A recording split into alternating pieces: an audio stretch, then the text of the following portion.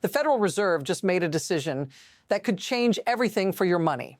They're printing $40 billion every month, and this isn't something happening in the distant future. It's happening right now. You might think, so what? More money means more growth, right? But there's something much bigger going on here that you're not being told. At the same time, the biggest private companies in the world, like SpaceX and OpenAI, are all lining up for trillion-dollar IPOs. But here's the catch. Why are these insiders so eager to sell now when everything seems to be thriving? By the end of this video, you'll understand exactly when the market is about to crash and how you can position yourself to profit, not panic. While everyone's fixated on the Fed's interest rates, no one's talking about the bigger move they just made. The Fed isn't just tweaking rates anymore. They've started printing money again. $40 billion every month. This is a massive shift, and it's not just for the economy. It's to prop up a banking system that's teetering on the edge. Meanwhile, companies like SpaceX and OpenAI are preparing for IPOs, massive ones. But why is this happening all at once? Why are these companies rushing to sell? The truth is, this is a pattern we've seen before. In 2000, the NASDAQ crashed 78%. In 2021, 95% of IPO investors lost their money. So what's really going on here? Is the market headed for another disaster? Or is there something else driving these moves? Stick around, because we're about to uncover exactly what's happening behind the scenes. Let's take a closer look at the Fed's move. $40 billion every month. And it's not just a one-off, it's a consistent injection into the banking system. Why? Because banks are running out of cash. Now, this might sound like a good thing. More money in the system should push asset prices up, right? But here's where it gets interesting. The Fed is doing this not because they want to boost the economy, but because the banking system is starting to crack. Fed Chair Jerome Powell is calling it a technical operation, but let's be clear, this is money printing, plain and simple. And the reason they're doing this? Banks are in serious trouble. The emergency lending window hit record levels at the end of last year. What does that mean? Simple. Banks were so short on cash they had to borrow from the Fed just to keep operating. But notice what's missing here. No one's talking about why this is happening. This isn't just about a temporary blip. It's about a deeper issue that could blow up at any moment. The cracks are already showing, and they're widening fast. When the Fed starts printing money like this, it's not a sign of strength. It's a sign of desperation. Think back to 2008 when the banking system nearly collapsed. Back then, the Fed did something similar. They flooded the system with money to avoid a total meltdown.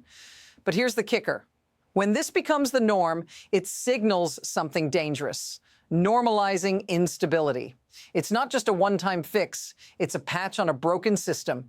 The last time we saw a money printing spree like this, it was in the run-up to the 2000 NASDAQ crash and the 2008 housing crisis. In both cases, the flood of cash didn't last. It sparked a market collapse. So what happens when you normalize something that's supposed to be an emergency measure? The system becomes dependent on it, and eventually it will break. We're getting close to that point, and here's the unsettling truth. The next crash might already be inevitable.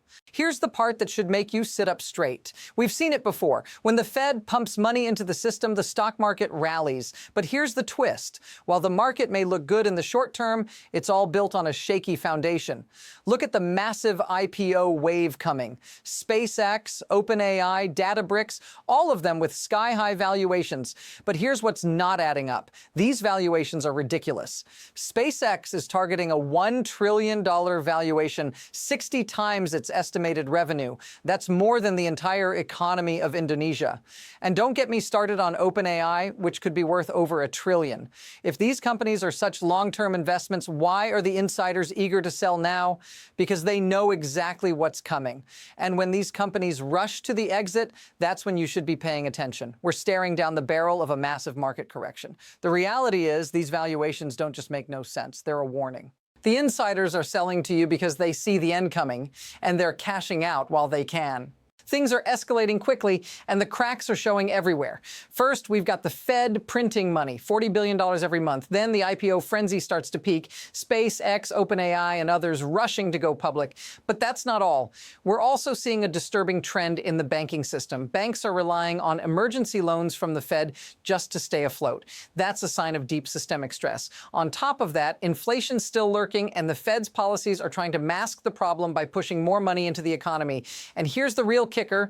All of this is happening at the same time. Think about it. You've got a shaky banking system, an overheated market, and a bunch of companies looking to cash out at inflated prices. What happens if this continues? If these cracks widen, we could be looking at a massive financial crisis. The system's barely holding together, and it's only a matter of time before it all unravels.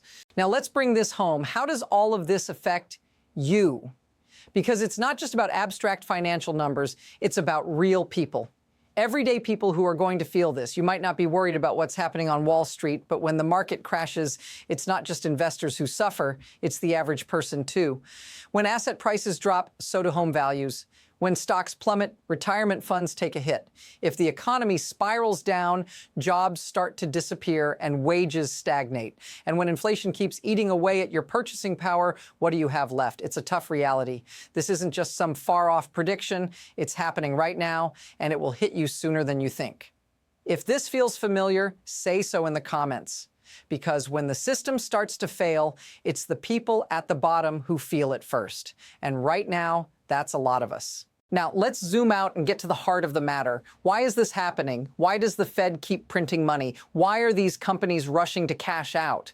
The answer is deeper than you might think. It's not just about helping the economy or boosting stock prices. It's about keeping the system running. The banks need liquidity to keep operating. The investors need exits before the market turns. And the system as it stands is built on debt and constant cash flow. When things slow down, even slightly, everything starts to shake. The Fed's actions are driven by fear, not confidence. They're trying to manage the panic before it spreads, but it's a losing game.